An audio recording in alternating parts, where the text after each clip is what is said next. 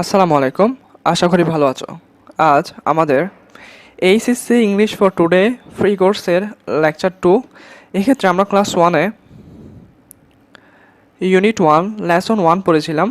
আজ আমরা লেসন 2 পড়ব, Nelson Mandela from apartheid fighter to president. আমরা বলেছিলাম আমরা ফ্রিতেই প্রতিটি ইউনিট প্রতিটি লেসন শেষ করে দিব, যাতে এইচএসসি ও অ্যাডমিশন অন্যদের চেয়ে এগিয়ে থাকতে পারো। পাশাপাশি ডিইউর ইউনিটে তোমার এই ইংলিশ ফর টুডে বই থেকেই মূলত প্রশ্ন সবচেয়ে বেশি আসে, তাই আমরা চেষ্টা করব প্রতিটি ইউনিটে যাতে আমরা ফ্রিতে শেষ করে দিতে পারি। এই ক্ষেত্রে তোমরা যারা ইউটিউবে দেখছো, ইউটিউবে একটি প্লেলিস্ট করা থাকবে, যেখানে সম্পূর্ণ ইউনিট এবং লেসন সবগুলা ভিডিও একসাথে পেয়ে যাবে। আবার যারা ফেসবুকে দেখছো, তোমাদের জন্য একটা প্লেলিস্ট করা থাকবে, যেখানে সবগুলো ভিডিও একসাথে থাকবে, যাতে যে কোনো সময় পড়ে নিতে পারো। এক্ষেত্রে চলো শুরু করি। এই ক্ষেত্রে তোমরা যারা ভিডিও দেখছো, চেষ্টা করবে বইটি সামনে রেখে যাতে ক্লাসটি করতে পারো, যাতে আমি যেগুলো ইম্পর্টেন্ট সেগুলো আমি যাতে দাগিয়ে দিতে পারি। তাহলে চলো এই ক্ষেত্রে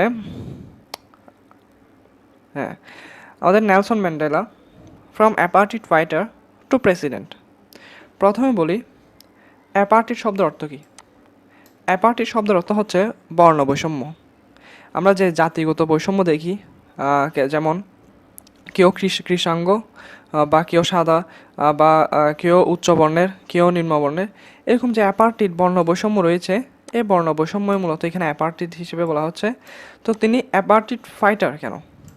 অর্থাৎ তিনি যে বর্ণ বৈষম্য সমাজে বিরাজমান ছিল, বিশেষ করে তখনকার সময়ে কৃষ্ণাঙ্গদের প্রতি যে ঘৃণার চোখ দেখা হতো, ঘৃণার চোখে, পাশাপাশি তাদের কোনো হিউম্যান রাইটস ছিল না, পাশাপাশি তাদেরকে বিভিন্ন সুযোগ সুবিধা থেকেও বঞ্চিত করা হতো, পাশাপাশি নির্যাতন করা হতো। তো ওগুলোর বিরুদ্ধে তিনি ছিলেন এক যোদ্ধা। তাহলে ওনার উত্থান কীভাবে হয়েছে? তিনি একজন অ্যাপার্টিড ফাইটার হিসেবে, অর্থাৎ ডিসক্রিমিনেশন যে বৈষম্য, বর্ণ বৈষম্য রয়েছে, সেই বর্ণ বৈষম্যের বিরুদ্ধে একজন যোদ্ধা হিসেবে আবির্ভাব হয়েছেন। এবং তিনি এভাবে এই যুদ্ধ করতে করতে একসময় গিয়ে তিনি কি প্রেসিডেন্টও হয়েছেন। আচ্ছা, এটা পুরো কাহিনী আমরা এখন এখানে দেখব। নেলসন ম্যান্ডেলা, তাহলে আমরা শুরু করি। Nelson Mandela guided south Africa. তাহলে আমরা এখন বুঝলাম যে প্রেসিডেন্ট আসলে কোন এরিয়ার, মানে উনি কোথাকার, তাহলে তিনি হচ্ছেন সাউথ আফ্রিকার। আচ্ছা, তাহলে Nelson Mandela guided south Africa, তিনি সাউথ আফ্রিকাকে গাইড করেছেন ফ্রম দ্য শেকেলস অফ অ্যাপার্টিড। অ্যাপার্টিড অর্থ বলেছি বর্ণ বৈষম্য, এটার একটা সিনোনিম তোমরা লিখে নাও, সেটা হচ্ছে ডিসক্রিমিনেশন। এটা ইম্পর্টেন্ট আছে, ডিসক্রিমিনেশন। আমি মাউস দিয়ে লিখছি তো, তাই একটু লেখা বাজে হচ্ছে, তোমরা একটু বুঝে নিও, ঠিক আছে? ডিসক্রিমিনেশন। এক্ষেত্রে ঢাকা বিশ্ববিদ্যালয়ে আসলে তোমার এখানে জিকের মতো প্রশ্ন আসবে না, তোমার এখানে প্রশ্ন আসবে মূলত এরকম একটা ওয়ার্ড দিয়ে দিবে, ওইটা সিনোনিম বলবে, বা একটা অ্যাপ্রোপ্রিয়েট প্রেপোজিশন দিয়ে দিবে, বা একটা গ্রুপ ভার্ব দিয়ে দিবে, তোমাকে ওইটা আনসার করতে হবে। তো এক্ষেত্রে তোমার এখানে সবচেয়ে গুরুত্বপূর্ণ যেমন পড়বে, গুরুত্বপূর্ণ বিষয় হচ্ছে তোমার এখানে প্রতিটা ওয়ার্ড যাতে মাথায় থাকে, মুখস্থ থাকে, এগুলি সিনোনিম দিলেও যাতে পারো ওভাবে পড়তে হবে। এবং এখানে প্যাসেজের যে গুরুত্বপূর্ণ অ্যাপ্রোপ্রিয়েট প্রেপোজিশন, অর্থাৎ যে মুখস্থ পড়া আছে, সেগুলো যদি তোমার ক্লিয়ার থাকে, তাহলে তোমার বলবো যে প্রিপারেশনটা স্ট্রং হবে। আচ্ছা, আমরা আজকে সেগুলো দাগিয়ে দিব, ঠিক আছে? তাহলে এক্ষেত্রে ফ্রম দ্য শেকেলস অফ অ্যাপার্টিড, তাহলে অ্যাপার্টিড একটা সিনোনিম বলেছে ডিসক্রিমিনেশন, ঠিক আছে? মানে অ্যাপার্টিটের, অর্থাৎ যে বর্ণ বৈষম্যের শেকল রয়েছে, শেকল থেকে টু এ মাল্টিরেশিয়াল ডেমোক্রেসি। মাল্টিরেশিয়াল শব্দের অর্থ কি? মাল্টিরেশিয়াল শব্দের অর্থ হলো বহুজাতিক ডেমোক্রেসি। অর্থাৎ নেলসন ম্যান্ডেলা সাউথ আফ্রিকাকে বর্ণ বৈষম্যের যে শিকল রয়েছে, শেকলস অর্থাৎ যে চেইন রয়েছে, সেখান থেকে তিনি বহুজাতিক গণতন্ত্রের দিকে নিয়ে গিয়েছেন। বহুজাতিক গণতন্ত্র কি?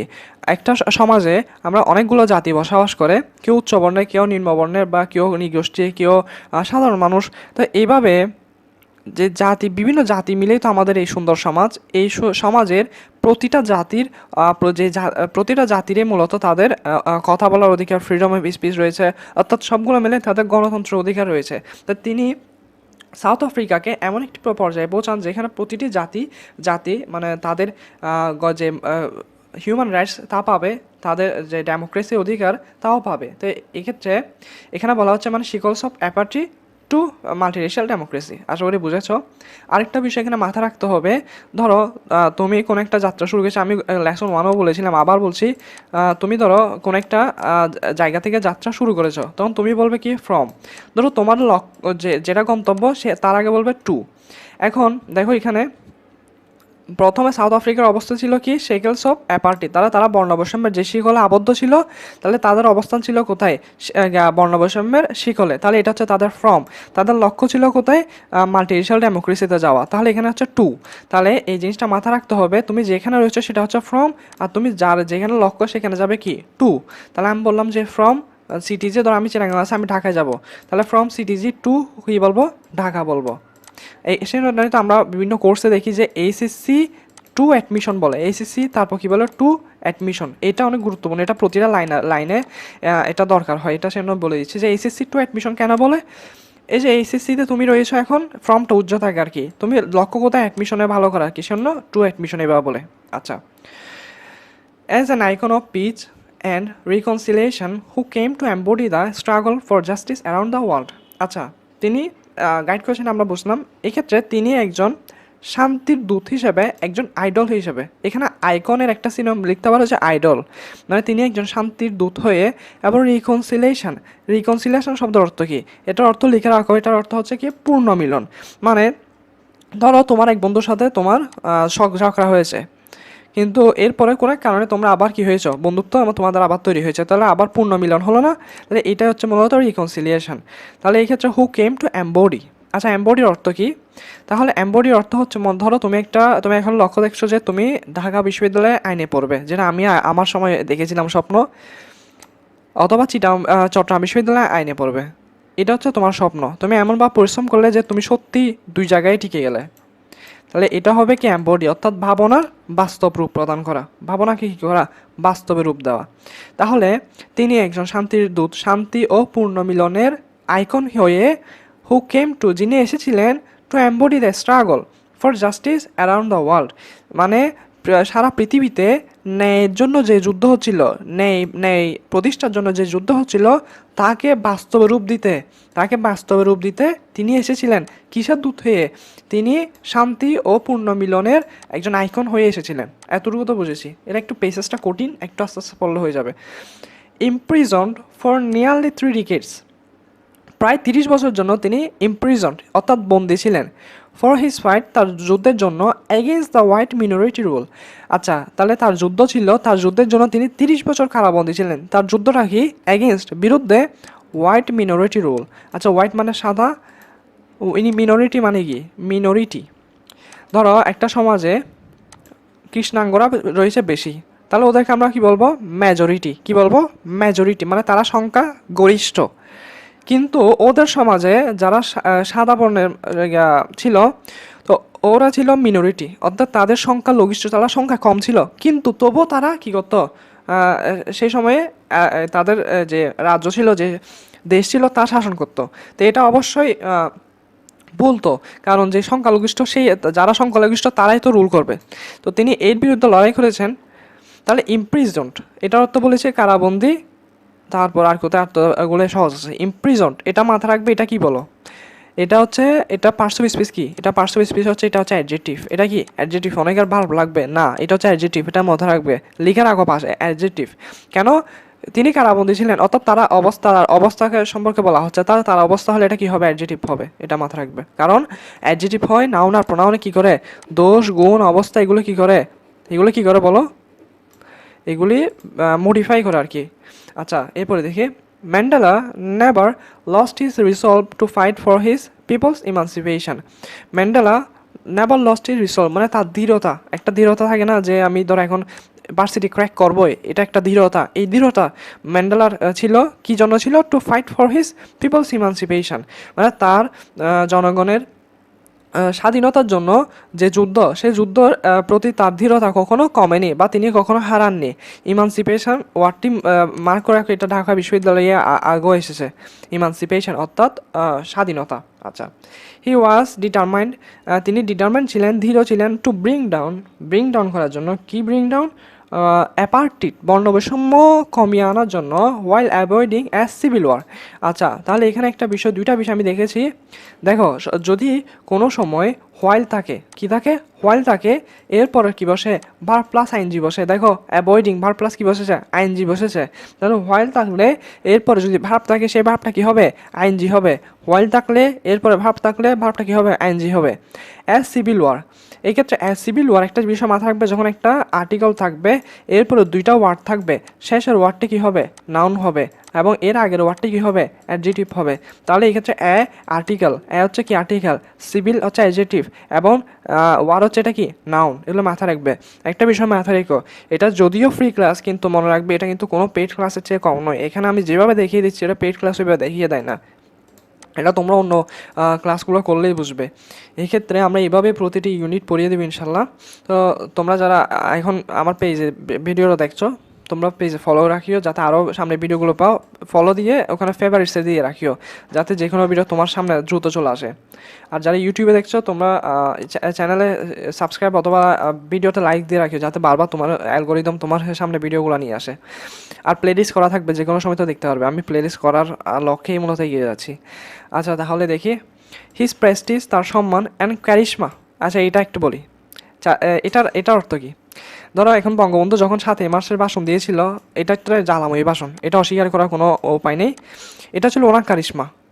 এক্ষেত্রে এমন অনেক ব্যক্তি রয়েছে যাদের আসলে একটা নিজস্ব কারিশমা থাকে, এবং এটা আমাদের মন জয় করে নেয়। তো এই ক্ষেত্রে ওনার যে সম্মান এবং কারিশমা ছিল, help him win the support of the world. আচ্ছা, এখানে যখন হেল্প হিম বললাম, তখন আমার মাথায় টু আসতেছিল না, টু উইন দ্য, এরকম আসার কথা না, কিন্তু এটা হচ্ছে পজিটিভের নিয়ম। এখন পজিটিভটা কি, পজিটিভের জন্য আলাদা একটা ভিডিও বানাতে হবে। একদম ছোটো বিষয়ে আসলে ছোটো ক্লাস এইভাবে বলা সম্ভব না, অন্য টপিক চলে যাবো তখন। তাহলে এটা মনে রাখি, এটা পজিটিভ, এটা আমি পরে পড়িয়ে দিব ইনশাল্লাহ। তাহলে help him win the support of the world, মানে তার সম্মান এবং ক্যারিশমা তাকে সাহায্য করেছে সারা পৃথিবীর সাপোর্ট অর্থাৎ সমর্থন জয়ের জন্য। আচ্ছা, এখন যেহেতু একটা বিষয় দেখো, এখানে যখন অ্যাপোস্ট্রফি দিয়ে শুরু হয়েছে, তাহলে মনে রাখবে এটা কোনো উক্তি বোঝাচ্ছে। এটা তো তোমরা ন্যারেশন পড়েছো, সেখানে পারবে। দেখুন, আই হেট রেস ডিসক্রিমিনেশন, বর্ণ বৈষম্য আমি ঘৃণা করি, মোস্ট ইন্টেন্সলি, খুবই আমি ঘৃণা করি আর কি। And in all it's manifestation, এবং যেখানে এর প্রকাশ পায় সেটাও আমি ঘৃণা করি। ম্যানিফেস্টেশন শব্দের অর্থ কি, প্রকাশ। I have fought it all during my life, মানে সমস্ত জীবন ধরে আমি শুধু এটার বিরুদ্ধে লড়াই করেছি। আই উইল ফাইট ইট নাও, আমি এখনও লড়াই করবো। উইল ডো, এবং করতে থাকবো। সো আনটিল, এবং শেষ the end of my days, এবং আমার জীবনের শেষ দিন পর্যন্ত আমি লড়াই করতে থাকবো। কিসের বিরুদ্ধে, রেস ডিসক্রিমিনেশনের বিরুদ্ধে।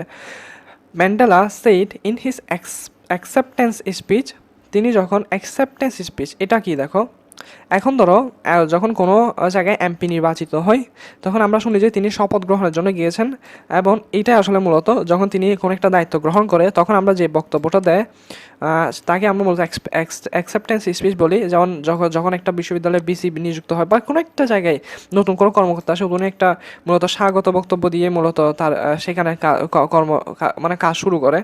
তো এখানেও তিনি অ্যাকসেপ্টেন্স স্পিচ দিয়েছেন, কেন দেখি তো, on becoming south আফ্রিকাস first black president, অর্থাৎ তিনি সাউথ আফ্রিকার প্রথম ব্ল্যাক প্রেসিডেন্ট হয়ে নির্বাচিত হয়ে তিনি যে অ্যাকসেপ্টেন্স স্পিচ দিয়েছিলেন 1994 সালে, এটা তারই কথা। আচ্ছা, the time for the healing of the ones has come, the time সময় কিসের জন্য, হিলিং অফ দ্য ওয়ান্স। আচ্ছা, এখানে একটা গুরুত্বপূর্ণ গ্রামার রুল আছে। দেখো, প্রথমে তুমি একটা বিষয় খেয়াল করে দেখো, যে আমি যেমন বললাম the time for healing of the the time for the healing of the ones has come. আচ্ছা, তাহলে একটা জিনিস দেখো, এখানে ওয়ান্স রয়েছে, তাহলে এটা হচ্ছে কি, প্লুরাল। তাহলে এরপরে সিঙ্গুলার বসে, এখানে সেটা বলো। হ্যাজ কিন্তু সিঙ্গুলার, হ্যাভ এটা হচ্ছে প্লুরাল। আমরা বলি হ্যাভ, আমরা যখন বলি হ্যাভ, এটা হচ্ছে কি প্লুরাল, আর হ্যাজ এটা কি সিঙ্গুলার, কিন্তু এখানে প্লুরাল ওয়ান্স, কিন্তু এখানে সিঙ্গুলার কেন বসেছে, এটা মনে রাখবে। অ্যাডমিশনে খুবই গুরুত্বপূর্ণ, যখন অ্যাডমিশনে যাবে এই রুলটা কমপক্ষে 50 বার হলেও পড়াবে কোচিং সেন্টারে, কারণ এটা বারবার আসে। কেন দেখো, এই ক্ষেত্রে সবসময় মাথা রাখবে এরকম, যখন একটা লাইন দেখবে এবং এখানে ভার্ব নির্বাচনের কথা বলবে, তখন এর আগে হেডওয়ার্ড দেখবে। এখানে হেডওয়ার্ড কি, এখানে হেডওয়ার্ড হচ্ছে দ্য হিলিং। এখানে আসলে ওয়ান্সকে বোঝাচ্ছে না, অর্থাৎ তোমার আঘাতকে বোঝাচ্ছে না, এখানে তার হিলিংকে বোঝাচ্ছে। মানে আসলে এখানে শেফা মানে যে তোমার যে আঘাতের শেফা এটা পাওয়ার সময় এখন চলে এসেছে। তাহলে এই ক্ষেত্রে এটা বোঝার সবচেয়ে সহজ উপায় হচ্ছে, ধরো তোমাকে একটা দিছে, প্রেপোজিশন দিছে, এর আগে একটা হেড ওয়ার্ড আছে, এর পরে একটা আছে।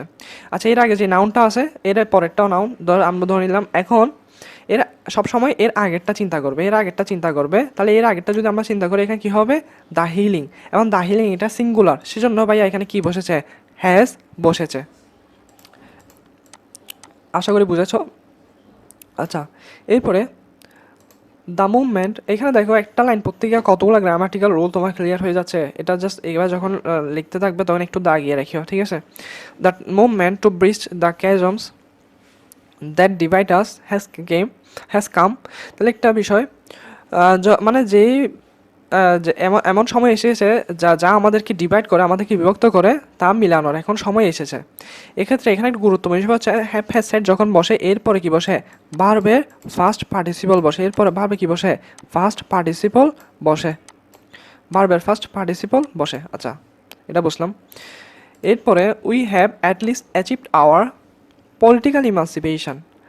উই হ্যাভ আমরা পেয়েছি, অ্যাটলিস্ট অথবা অ্যাচিভড আমরা শেষ পর্যন্ত অ্যাচিভ অর্জন করেছি কি? Hour political ইমান্সিপেশন। এখানে কি দ্বারা প্রশ্ন করা, যখন এটা আনসার পেয়েছি তখন অবজেক্ট হয়েছে। এটা কি? অবজেক্ট। অবজেক্ট কেমন নির্ণয় করে? কি বা কাকে প্রশ্ন করে, কি বা কাকে প্রশ্ন করে যখন আমরা উত্তর পেয়ে যাই তখন আমরা সেটাকে কী বলবো? অবজেক্ট বলবো।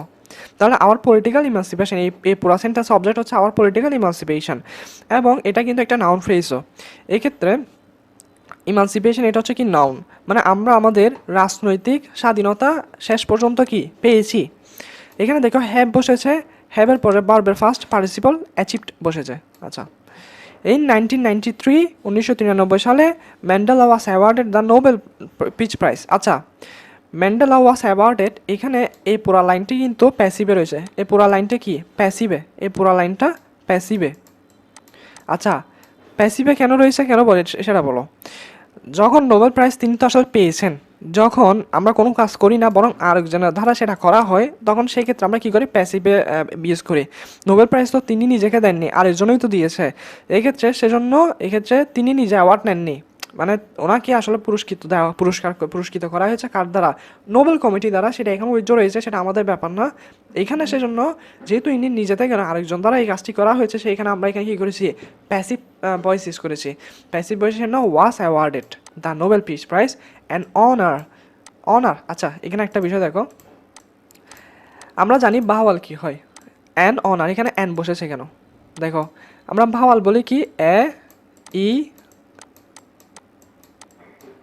I, O are you. আচ্ছা, এগুলো হচ্ছে কি আমাদের ভাওয়াল। এগুলো যখন আসবে এ, ই, আই, ও, ইউ, এগুলোর পরে এগুলো যখন থাকবে এগুলোর আর কি বসে? এন বসে। কিন্তু এখানে আছে এইচ, এইচ আছে না? তাহলে এখানে এন বসলো কেন? এখানে তো আছে এইচ, এবং এইচটা তো কনসোনেন্ট, তাহলে এর আগে এন বসলো কেন? এটা বলো।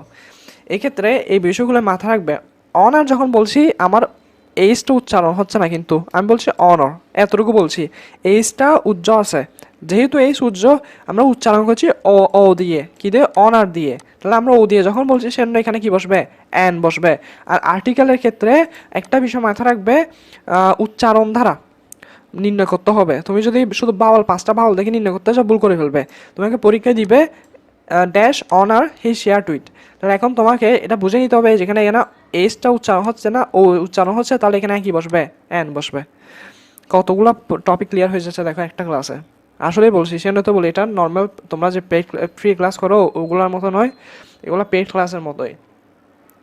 আচ্ছা, এরপরে দেখি he shared with FW de Klerk, the white South African leader who had freed him from prison 3 years earlier negotiated the end of apartheid। অর্থাৎ 1993 সালে ম্যান্ডেলা মূলত নোবেল প্রাইজ পান, এবং সেই অনারটি, সেই সম্মানটি তার বন্ধু না, মানে একজন সাউথ আফ্রিকান লিডার যিনি আসলে খ্রিস্টাঙ্গ ছিলেন না, FW ডি ক্লার্ক, ওনার সাথে মূলত এটা শেয়ার করেন। কেন? কারণ তিনি নেলসন ম্যান্ডেলাকে 3 বছর আগে ফ্রি করেছিলেন এবং নেগোশিয়েটেড আলোচনা করেছিলেন দ্য এন্ড অফ অ্যাপার্টেড, মানে কীভাবে বর্ণ বৈষম্য শেষ করা যায়, তিনি সেই বিষয়ে কী করেছেন? আলোচনা, অর্থাৎ সেখানে ভূমিকা পালন করেছিলেন আর কি। Mandela went on to play a prominent role on the world stage. তাহলে তিনি মূলত বিশ্বে একটি গুরুত্বপূর্ণ ভূমিকা পালন করেন কেন? As an advocate of human dignity. আচ্ছা, অ্যাডভোকেট শব্দটা মূলত আমরা লর ক্ষেত্রে মূলত ব্যবহার করি, কিন্তু এই আসলে অ্যাডভোকেট শব্দটার আক্ষরিক অর্থ কী? এটার অর্থ হচ্ছে মূলত সমর্থক। এটার অর্থ কি? অ্যাডভোকেট শব্দের অর্থ কি? সমর্থক। তাহলে এখানে মূলত কোর্টের যে অ্যাডভোকেট ওনাকে বোঝাচ্ছে না, এখানে বোঝাচ্ছে একজন সমর্থককে। আর সমর্থন দেওয়া এটা হচ্ছে অ্যাডভোকেসি বলে। আচ্ছা, তাহলে অ্যাজ অ্যান অ্যাডভোকেট, তাহলে এখানেও ভাওয়াল আছে, তাই অ্যান বসেছে আর কি। An advocate of human dignity in the face of challenges ranging from political repression to AIDS. আচ্ছা, he formally left public life in June 20. Sorry, he formally left. He formally left public life in June 2004. মানে তিনি 2004 সালে public life তিনি ছেড়ে দেন। Left হয়েছে যেহেতু এটা first টেন্সে বলা, ফার্স্ট টেন্সে রয়েছে, সেজন্য আমরা এখানে কী হচ্ছে বারবার ফার্স্ট ফর্ম ইউজ করেছি। লেফট, তিনি ছেড়ে দিয়েছিলেন 2004 সালে। বিফোর হিজ 86, বাবা 86তম বার্থডে, বিফোর হিজ 86তম বার্থডের আগে তিনি এটা ছেড়ে দিয়েছিলেন। And telling his adoring countryman. আচ্ছা, এখানে অ্যাডোরিং শব্দটার অর্থ কি দেখো? অ্যাডোরিং শব্দের অর্থ হচ্ছে দেশপ্রেমিক বোঝাচ্ছে। মানে তার দেশপ্রেমিক যে কান্ট্রিম্যান রয়েছে, জনগণ রয়েছেন, তাদেরকে বলেছিলেন don't call me, I call you.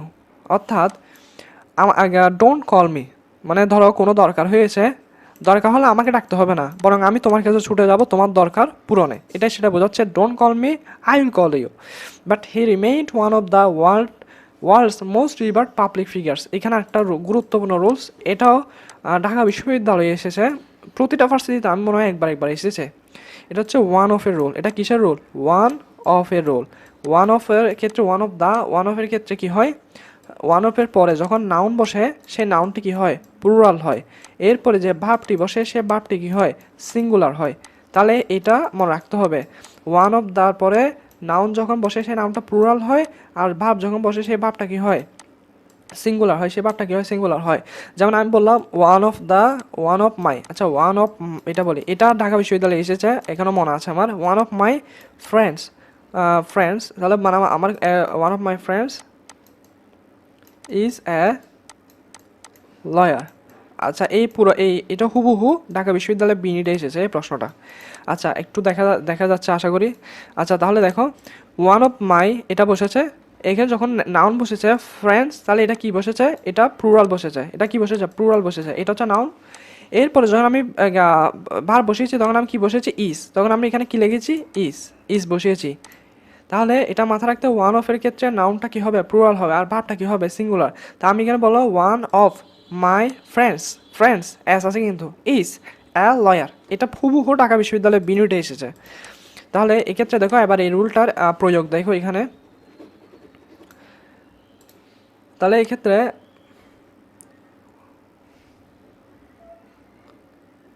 এই জায়গায় দেখো, one of the world's most revered public figures. দেখো এখানে যে ফিগার্স, এটা কি রয়েছে? প্লুরাল দিয়েছে। এরপরে যেহেতু এটা জাস্ট এটা এই রুলটা যেহেতু এখানেও প্রয়োগ হয়েছে, তাই এখানে আমাদের কি বসেছে? নাউনটা কি হয়েছে? প্লুরাল হয়েছে।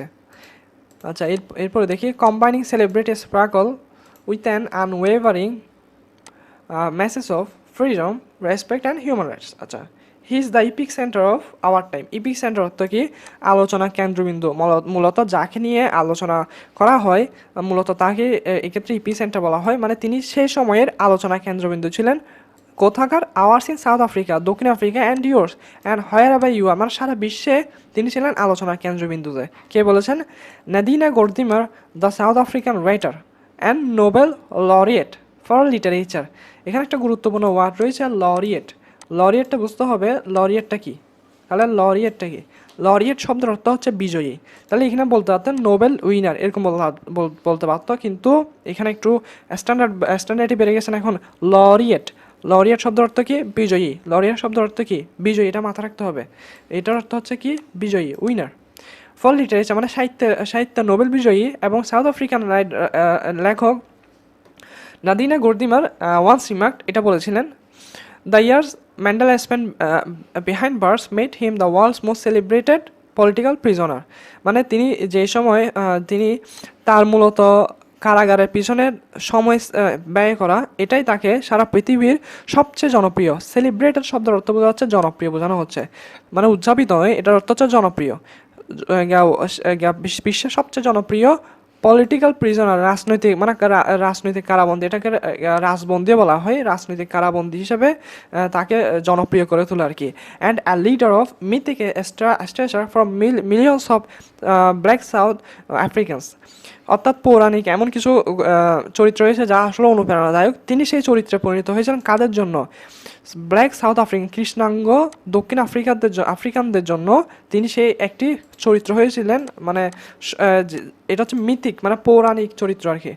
And other office people far beyond his country borders, মানে তার দেশের বাইরেও যারা নির্যাতিত মানুষ ছিল তাদের জন্য তিনি আশার প্রতীক হয়ে গিয়েছিলেন। Charged with capital offences in the 1963 Rivonia trial, his statement from the 30 dock was his political testimony. তিনি একটা কথা বলেছিলেন কাঠগড়ায় দাঁড়িয়ে, কোন কেসে? রিভনিয়া ট্রায়ালে। তিনি বলেছিলেন, ডিউরিং মাই লাইফ টাইম, আমার সারা জীবন ধরে, আই হ্যাভ ডেডিকেটেড মাইসেলফ, ডেডিকেটের সাথে টু বসে, এটা আমার অ্যাপ্রোপ্রিয়েট প্রিপোজিশনে মাথা রাখতে হবে। I have dedicated to myself to, এখানে মাইটা কি? এটা হচ্ছে রিফ্লেক্সিভ প্রোনাউন, এটা কি? রিফ্লেক্সিভ প্রোনাউন, এটা মাথায় লিখে রাখো, রিফ্লেক্সিভ প্রোনাউন। রিফ্লেক্সিভ প্রোনাউন হচ্ছে নিজেকে নিজে রিফ্লেক্স করে, এরকম মাইসেলফ, হি সেলফ, হার সেলফ, এরকম আর কি। I have dedicated myself to this struggle of the African people. I have fought against white domination. I have fought against black domination. I have cherished, আমি লালন পালন করেছি, the ideal of Democratic and free society, মানে আমি একটি গণতান্ত্রিক এবং মুক্ত সমাজের স্বপ্ন দেখেছি, লালন পালন করেছি স্বপ্নকে। ইন হুইচ, যেটাতে অল পারসনস, যেখানে সব ব্যক্তি লিভ টুগেদার, একসাথে শান্তিতে থাকে, শান্তিতে থাকে উইথ ইকুয়াল অপরচুনিটিস, মানে সম অধিকার নিয়ে শান্তিতে থাকবে। এক্ষেত্রে অল পারসন, সেটা হচ্ছে প্লুরাল সাবজেক্ট, তাই এখানে শুধু লিভ বসেছে। যদি এখানে শুধু পারসন বলতে থাকে, এখানে লিভস বলতো আর কি। হি টোল্ড দ্য কোর্ট, এটি কোর্টকে বলেছিলেন। It is an ideal I hope to live for, মানে এটা একটা স্বপ্ন, এটা একটা আশা, যার জন্য আমি বেঁচেছি, অ্যান্ড টু অ্যাচিভ, এবং যার জন্য মূলত আমি সর্বোচ্চ চেষ্টা করেছিলাম, এটা আক্ষরিক অর্থ আর কি। But if needs be, it is an idol for which I am prepare to die, মানে যার জন্য এটা আমার একটা আইডিয়াল, যার জন্য আমি মরতেও রাজি রয়েছি। ফ্রেন্ডস, অ্যাডোর্ড ম্যান্ডেলা, এখানে অ্যাডোর্ড দ্বারা বোঝাচ্ছে সম্মান করেছিল, ম্যান্ডেলাকে সম্মান করতো। Friends and fondly called him Madiba, মানে তাকে মাদিবা, বেশিরভাগ সময় মাদিবা বলতো। কেন? দ্য ক্লেন নেম, ক্লেন শব্দের অর্থ হচ্ছে বংশগত, মানে তার বংশগত নাম ছিল মাদিবা, তার বংশগত নাম ছিল কি? Madiba. By which he was known, যেটা দ্বারা তিনি পরিচিত ছিলেন। পিপল লোডেড, এটা ঢাকা বিশ্ববিদ্যালয়ে এসেছে। লোডেড অর্থ হচ্ছে প্রশংসা করা, সম্ভবত ঢাকা বিশ্ববিদ্যালয় নাকি অন্য একটা বিশ্ববিদ্যালয়ে এসেছে, আমি দেখেছি এটা। লোডেড এটা অর্থ কি? প্রশংসা করা। লোডেড হিজ হিউম্যানিটি, তার মানবতাকে প্রশংসা করেছিল, তার কাইন্ডনেস, দয়াকে, এবং তার ডিগনিটি, সম্মান, মানে এগুলি মানুষকে এমনভাবে তার প্রতি ধাবিত করেছিল যে মানুষ তার ভক্ত হয়ে গেছিল, শুধু সাউথ আফ্রিকা নয়, সারা পৃথিবীর। আচ্ছা, তাহলে এরপর আসি, এতটুকু পর্যন্ত একটা পুরো প্যাসেজ শেষ। এখানে প্যাসেজের প্রতিটা অর্থ আমরা বলেছি। আশা করি এই প্যাসেজে আর কোনো ওয়ার্ড নিয়ে বা কোনো একটা এখানে যত গ্রামার টপিক আমার চোখে পড়েছে সবগুলো বলে দিয়েছি। আশা করি আর কোনো কিছু সমস্যা থাকবে না। এরপরে এখানের এগুলো একটু দেখে নিও। যেমন তোমাকে ঢাকা বিশ্ববিদ্যালয়ের প্রশ্নটি কি এভাবে দিবে, ডিইউতে প্রশ্নটি কীভাবে দিবে, এইভাবে দিবে, বলবে যে এখানে যে অ্যাপার্টিড, এটার একটা সিনোনিম, বলে এখানে কী হবে বলো।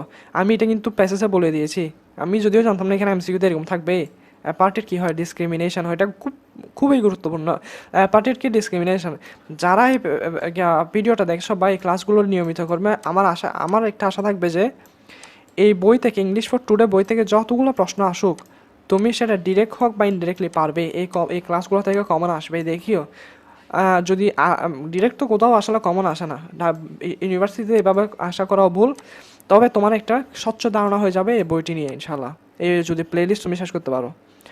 এটা কোর্স হিসেবে নিও আর কি। তাহলে অ্যাপার্টিড কী হবে? ডিসক্রিমিনেশন। আইকন এটা আসলে কী হবে? আর সেইকলস এটা কী হবে? এই দুইটা তোমরা ট্রাই করবে, ঠিক আছে? এগুলো বাসে ট্রাই করে ফেলবে, এগুলো একদম সহজ হবে।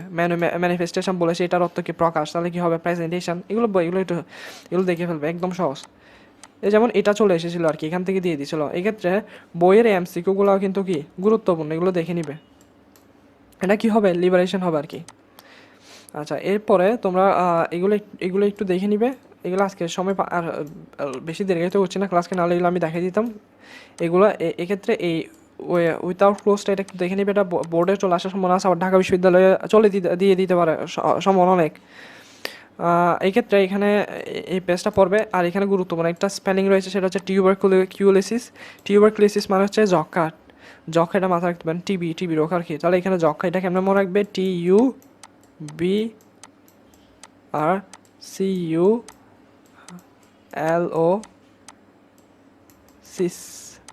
টিউবারকিউলোসিস।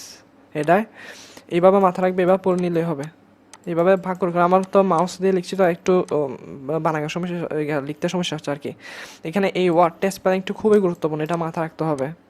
আচ্ছা, তাহলে আমরা নেক্সট ক্লাসে কী পড়বো, লেসন 3 পড়বো। লেসন 3 টু ওমেন নিয়ে আলোচনা করবো, গুরুত্বপূর্ণ গ্রামাটিক্যাল টপিক আর যেগুলো মুখস্থ বিষয় রয়েছে সেগুলো দেখিয়ে দেবে ইনশাল্লাহ। তাহলে এক্ষেত্রে আরেকটা বিষয় তোমাদের জন্য রয়েছে, তোমরা যারা এইচএসসি 25 ব্যাচ রয়েছ, এইচএসসি 25 ব্যাচ, ধরো এক্ষেত্রে ইংলিশ যেটা তোমাদের এক্ষেত্রে 2টা পার্ট রয়েছে। তোমাদের এইচএসসি 25-এ ইংলিশের প্রথম পত্র রয়েছে, দ্বিতীয় পত্র রয়েছে। আমি সিদ্ধান্ত নিয়েছি প্রথম পত্রটা সম্পূর্ণ ফ্রিতে তোমাদের পড়িয়ে দিব, সেজন্য আগে এখন প্যাসেজটা পড়িয়ে দিচ্ছি। এরপর ফ্লোচারের ক্লাসও নিয়েছি, সামারি ক্লাসও নিয়েছি, তারপর ক্লোজার ক্লাসও নিব, গ্রাফচারের ক্লাস নিয়েছি, তারপর লেটার। আর তুমি আমার পেজ ফলো করলে তোমার ইংরেজি প্রথম পত্র তোমার ইনশাল্লাহ ক্লিয়ার হয়ে যাবে, এখানে সমস্যা থাকবে না। ইংরেজি প্রথম পত্র তোমার সিলেবাস কমপ্লিট হয়ে যাবে আমার এই ভিডিওগুলো দেখে। আরও বিস্তারিত ভিডিও আসবে, বোর্ড কোয়েশ্চেন সলভ করে দেবো, টেস্ট কলেজ কোয়েশ্চেন সলভ করাবো ফ্রিতে, একদম ফ্রিতে। এক্ষেত্রে আমরা ইংরেজি দ্বিতীয় পত্রের ক্ষেত্রে অল্প কিছু চার্জ নেব। এটা কারণ কি, প্রথম পত্রতে আমি প্যাসেজ পড়ে দেওয়ার পর ফ্লো চার্টে কয়েকটি মানে আমি তো এগুলো প্রায় শেষ করে দিয়েছি। দ্বিতীয় পত্রের ক্ষেত্রে তোমাদের আগে তোমার গ্রামাটিক্যাল টপিক পড়াবো, প্রথমে বেসিক ক্লাস নিব, গ্রামাটিক্যাল টপিক পড়াবো, তারপর সেই টপিকে বোর্ড কোয়েশ্চেন সলভ করাবো, কলেজ কোয়েশ্চেন সলভ করাবো। সেজন্য আমরা কিছু অল্প ফি নিব। আমাদের ইংলিশ সেকেন্ড পেপারের উপর কোর্সটি আমরা আগে একটা ভিডিও দিয়েছি, ওখানে বিস্তারিত বলেছি, তবে আবার একটু বলছি, তোমরা যারা 25 ব্যাচ রয়েছে, তোমরা যদি ইংরেজি দ্বিতীয় পত্র নিয়ে মানে সমস্যা থাকে ইনশাল্লাহ এই কোর্সটি করতে পারো। এক্ষেত্রে আমরা এখানে বেসিক থেকে অ্যাডভান্স আলোচনা করবো ইনশাল্লাহ। এখানে 40টি ক্লাস থাকবে। 40টি ক্লাস কিসের উপর থাকবে, গ্রামাটিক্যাল টপিক, এইচএসসির উপর 40টা ক্লাস থাকবে। এইচএসসির যে একদম প্রেপোজিশন থেকে শুরু করে একবার শেষ পর্যন্ত পাঞ্চুয়েশন পর্যন্ত প্রতিটা টপিকের ক্লাস থাকবে। এগুলো কীভাবে করবো, আমরা প্রথমে গ্রামাটিক্যাল টপিক পড়বো, বোর্ড কোয়েশ্চেন সলভ করবো, কলেজ কোয়েশ্চেন সলভ করবো, তারপর এই টপিকের উপর পরীক্ষা নিব, তারপর আবার সলভ ক্লাসও দিব, এই সবগুলো হবে ইনশাল্লাহ। তবে এগুলো শুরু করার আগেও আমরা 5-6টা বেসিক টপিকের উপর ক্লাস দিব, নাউন থেকে শুরু করে মানে যত বেসিক টপিক যেগুলো নিয়ে আসলে সমস্যা থাকে আর কি, এগুলো নিয়ে ক্লাস দিব, তারপর এগুলো শুরু করবো আর কি। 3 থেকে 4 মাসে ইনশাল্লাহ এইগুলো শেষ করবো আমরা, 3 থেকে 4 মাসে। এরপরে প্রতি সপ্তাহে আমাদের ক্লাস তো হবে ধরো শনি সম্বুধ, সপ্তাহে 3 দিন ক্লাস হবে, শনি সম্বুধ।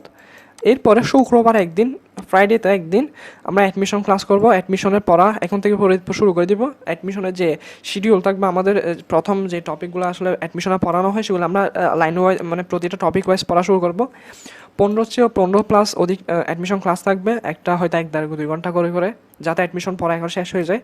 11+ পরীক্ষা থাকবে, এগুলো এই টপিকগুলোর উপর এক্সক্লুসিভ শিট থাকবে, যেগুলো থেকে ইনশাল্লাহ অনেক কমন আসবে।